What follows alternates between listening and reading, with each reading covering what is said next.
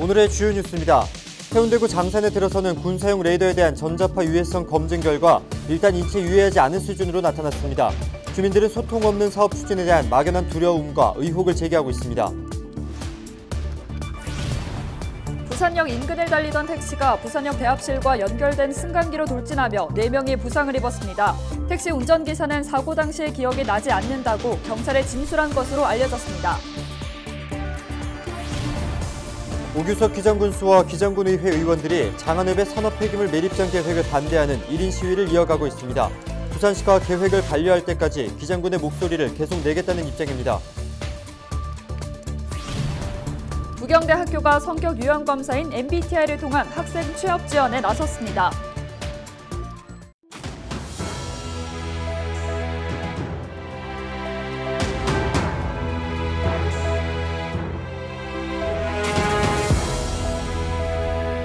여러분 안녕하십니까? 헬로티비 뉴스입니다.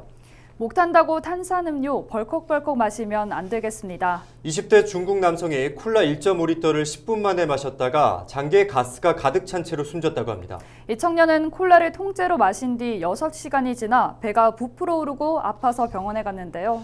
장과 간 사이 혈관에 가스가 찬 게 발견됐고 결국 간이 손상돼 치료 18시간 만에 사망했습니다. 중국 의료진은 급하게 콜라를 마시는 바람에 가스가 장기에 쌓인 걸 원인으로 분석했는데요. 영국 전문가들은 콜라 때문이 아닌 박테리아 감염에 의한 사망의 가능성이 크다고 분석했습니다. 네, 이렇듯 정확한 원인 규명이 필요하겠지만 어쨌든 탄산음료 좋아하시는 분들 조심해야겠습니다. 네, 헬로티비 뉴스 지금 출발합니다.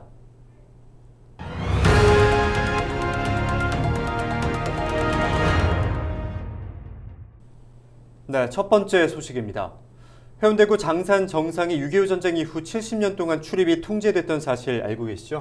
그럼요. 주민들이 그동안 개방되기만을 손꼽아 기다려왔잖아요. 네, 그런데 이 개방은커녕 군 레이더 설치가 추진 중이라고 합니다. 네, 저도 그 얘기를 듣긴 했는데 이미 지난해 8월에 해운대구와 국방부 등이 장산 정상 개방에 대한 협의를 했잖아요. 그렇습니다. 하지만 이 협의가 무용지물이 된 지는 오랜데요.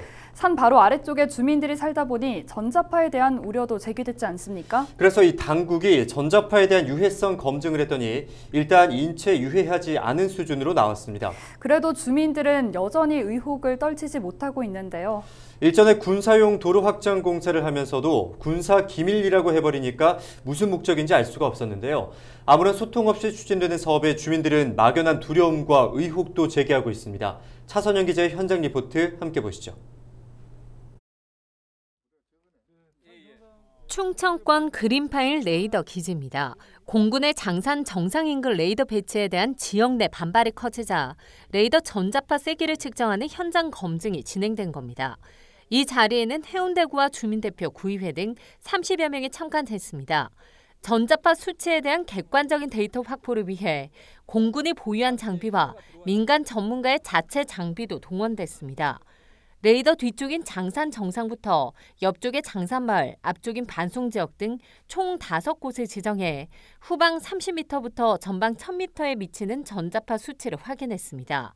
인체에 위험한 수준인 노출지수는 1, 하지만 수치상으로는 인체에 유해하지 않은 수준으로 나타났습니다.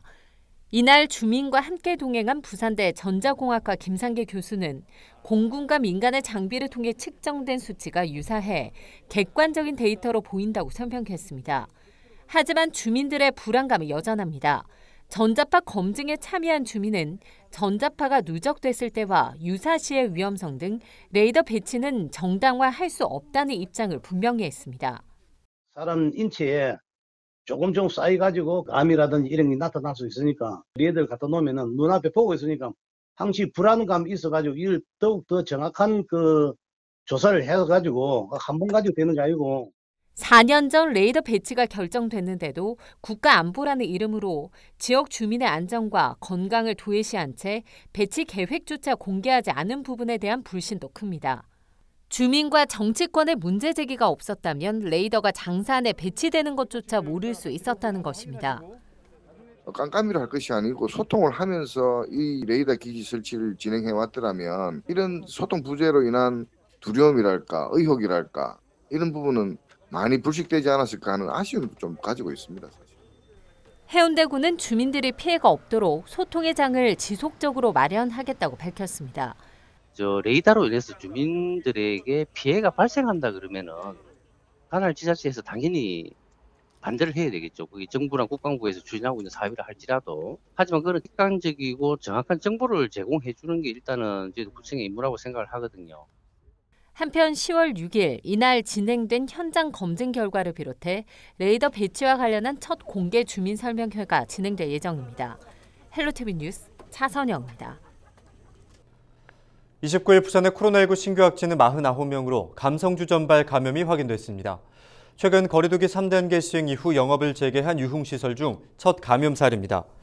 부산 진구의 한 감성주점에서 근무하는 종사자가 지난 19일 검사를 한 뒤 확진됐고 현재까지 누적 확진자는 종사자 2명, 이용자 3명, 접촉자 3명으로 총 8명입니다. 이에 따라 부산시는 주점 방문자 등 607명을 모두 검사했고 추가 조사를 이어가고 있다고 밝혔습니다. 29일 오전 11시쯤 달리던 택시가 부산역 대합실과 연결된 승강기로 돌진했습니다. 이 사고로 택시 운전사 A씨 등 4명이 부상을 입었고 승강기 일부가 파손됐습니다. 택시 운전사 A씨는 사고 당시 기억이 나지 않는다고 경찰에 진술했습니다. 남구 대연동 주민들이 경관지구 지정으로 인한 피해를 호소하고 있습니다. 주민들은 추진위를 구성하고 탄원서를 제출하는 등 강력 대응하고 있습니다. 자세한 소식 김석진 기자가 보도합니다. 남구 대연동 유엔기념공원 주변입니다. 주택가 사이로 고물상과 화물 차량 차고지 등이 즐비합니다. 건물은 노후됐고 일부 주택은 수리가 시급해 보입니다. 이런 모습이 된 지도 50년이 넘었습니다. 부산시는 지난 1971년 이후 이곳을 특화 자연경관지구로 지정했습니다.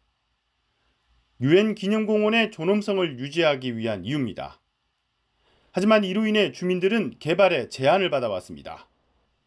고도 제한 등으로 증개축이 어려웠던 겁니다. 더구나 경관지구를 벗어난 곳은 아파트가 들어서며 상대적 박탈감마저 느끼고 있습니다. 이에 참다 못한 주민들이 경관지구 해제를 촉구하는 추진위를 결성했습니다. 개축 이런 걸 못하는 거라요. 예. 1동 같은 경우에는 뭐 동별로 좀 사정이 틀린데 대연 1동 같은 데는 뭐 거리도 어느 정도 먼데도 거기 묶여 있어가지고 아파트 한 45년 정도 된 게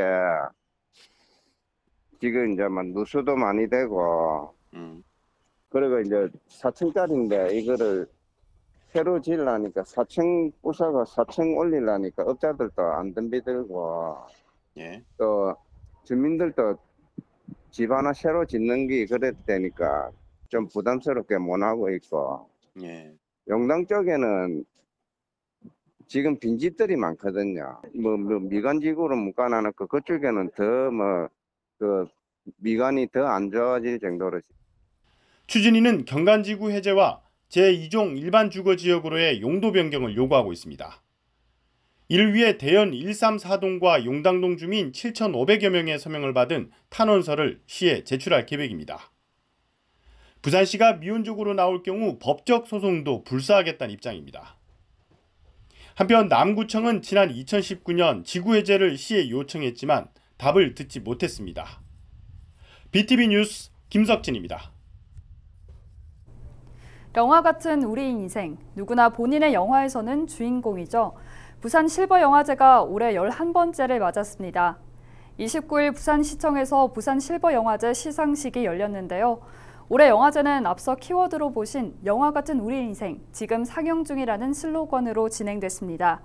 그동안 지역의 많은 어르신들이 참여해 230개 작품이 출품됐고 영화제 사무국은 이 가운데 자유주제 13편, 노인주제 12편을 시상했습니다. 평을 들어보니까 갈수록 주제의식이나 소재의 다양화 같은 여러 부분에서 어르신들의 열정이 더 많이 묻어난다고 하는데요. 우리 실버 영화인들 응원해봅니다. 요즘 기장군수와 군의원들의 1인 시위가 이어지고 있습니다. 바로 장안읍 산업폐기물 매립장 계획에 대한 반대 의사를 표현하기 위해서인데요. 기장군의회 성경미, 김종률, 김해금, 박우식 의원은 29일 오전 부산시청 앞에서 릴레이 1인 시위를 이어갔습니다. 의원들은 장한읍 산업폐기물 매립장 사업 예정지가 보건녹지라며 6만 평 규모의 산업폐기물 매립장 추진은 자연환경을 훼손하는 민간 특혜일 뿐이라고 중단을 요구했습니다. 오규석 기장군수도 지난 28일까지 부산시청 앞에서 총 22차례 1인 시위를 진행했습니다. 네, 새롭게 선보이는 키워드 뉴스입니다. 첫 키워드부터 살펴보겠습니다. 취업과 MBTI는 성격 유형 검사를 말합니다. 나는 어떤 유형이다, 너는 어떠냐 이렇게 서로의 성격 유형을 따져보기도 하는데 부경대학교가 이 성격 유형 검사를 통해 학생들의 취업을 돕는다고 합니다. 일단 학생 참여자 150명을 선발해서 성격 유형 검사를 하고 전문가가 직접 성격 유형별로 특성을 분석하는데 참여 학생의 전공과 일치하는 직무는 어떤 것이 있는지 또한 어떤 직무에 적합한지 알려주는 형태입니다. 간혹 본인이 어떤 부분에 강점을 보이는지 잘 모르는 분도 있는데요. 망망대해에서 목적지를 찾는 것보다는 그대로 진로 선택에 도움이 될 것 같습니다.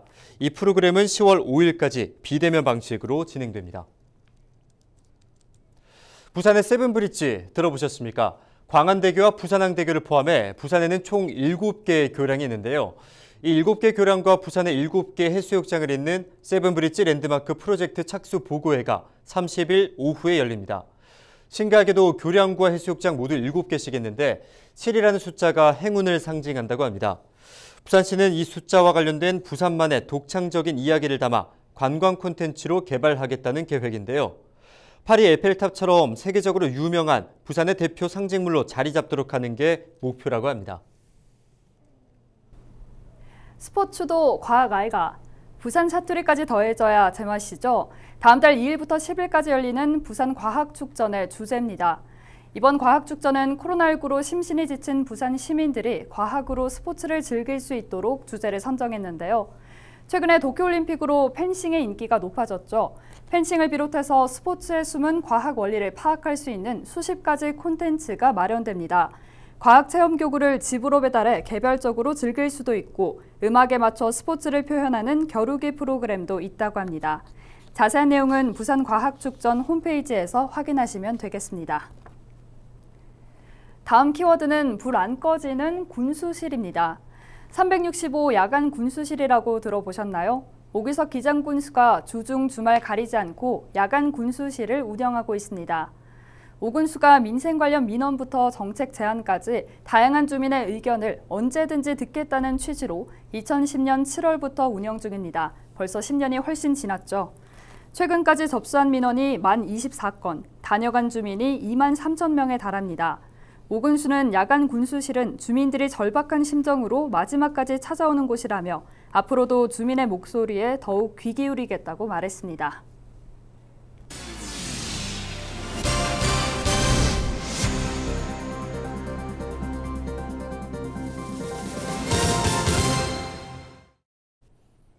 반여 종합사회복지관이 지난 28일 해운대구 반여 이동 깔깔 웃음놀이터에서 지역 주민들을 위한 인형극 공연을 펼쳤습니다. 이번 공연은 동화구연과 인형극을 주제로 활동하는 복지관 소속 반딧불 동아리가 마련한 것으로 코로나 시대의 감염 예방을 위해 다 함께 노력하자는 메시지를 담았습니다. 지역 어린이들에게 문화 혜택을 주기 위해 매월 인형극을 하고 있는 반딧불 동아리는 앞으로도 재능봉사 활동을 계속해 나갈 계획입니다. 네, 케이블 방송의 지역성 강화와 지원 방안을 논의하는 장이 마련됐습니다. 한국언론학회는 28일 오후 서울 프레스센터에서 지역 케이블 채널의 지원과 역할 강화 세미나를 열었습니다. 세미나는 케이블 TV가 지역 내에서 사회적 역할과 책임을 강화할 수 있는 실현 방안을 논의하는 자리였는데요. 세미나의 사회는 조성겸 충남대 교수가, 발제는 남인용 부경대 교수가 맡았고 김경환 상지대 교수와 송종현 선문대 교수 등 지역 케이블 방송 연구 전문가들이 토론자로 참여했습니다. 이들은 케이블 TV가 지역 미디어 역할을 강화할 수 있는 다양한 지원 방안에 대해 의견을 나눴습니다. 부산을 상징하는 갈매기 캐릭터 부기가 전국 우리 동네 캐릭터 대상에서 5관왕을 차지했습니다. 6개 분야 중 하나의 캐릭터가 5개 부문의 1등을 차지한 건 대회 개최 중 처음 있는 일입니다. 오늘 저희가 준비한 소식은 여기까지입니다. 함께해 주신 여러분 고맙습니다.